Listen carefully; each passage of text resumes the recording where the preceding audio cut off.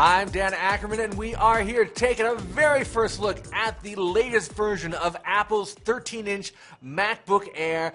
Now, physically, from the outside, you open up the box, this looks a heck of a lot like the previous MacBook Air. And in fact, physically, it's pretty much the same box, except this guy has a backlit keyboard, something that was in the original Air, missing from the second generation, now back here again. And the other big change is, I'm going to show you right here on the side, this DisplayPort jack right here in the back is now a Thunderbolt compatible jack, so that you can hook up a display to it, but you can also hook up Thunderbolt peripherals if you happen to run across any. There are a couple of hard drives, and Apple's going to have a really nice looking big laptop oriented monitor later on in the summer that you can actually connect this directly to, and that's going to have an Ethernet port and a FireWire and some other jacks that through that single Thunderbolt connection you can all access from your laptop. Under the hood, the biggest change with this latest generation of MacBook Air systems is the move from Intel's Core 2 Duo CPUs to the latest second generation Core i series. That's a 2-generation leap for the processor. You've got Core i5 in the 11-inch and the 13-inch MacBooks, and in both of those you can actually upgrade to the faster Core i7 processors. These are all the low voltage versions, and you've got to start with the more expensive upgraded base models for both of those in order to get that Core i7 processor. As it is, you start out with a 128 gig solid state drive in the 13-inch version and 4 gigs of RAM. You can upgrade that to a 256 gig solid state drive, which should be big enough for just about everybody. Once you start doing that, your MacBook Air can get a little bit expensive.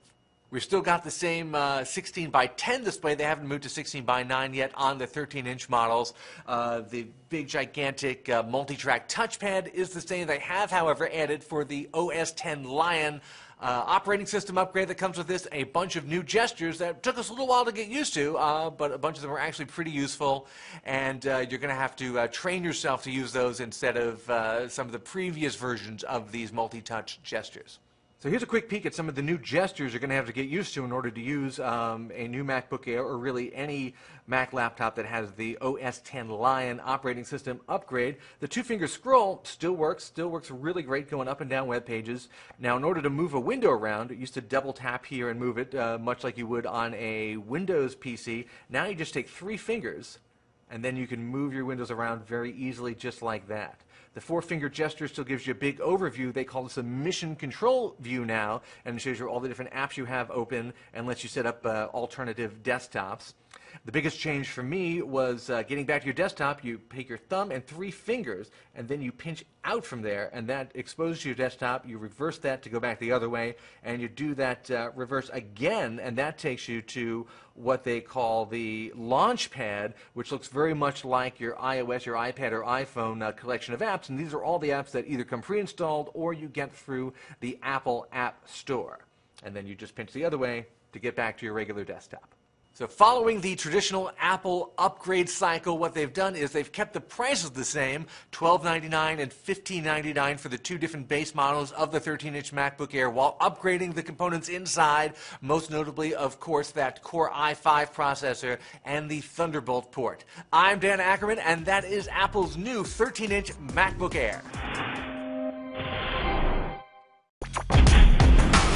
Hey guys, Brian Tong here, and if you're looking to see the top dogs in tech face off, then you need to watch CNET's Prize Fight. We'll throw touchscreen phones in the ring, reignite the console wars, battle web browsers, and more. So you can find it all at cnet.com/prizefight, and I'll see you there. Whoop-ah!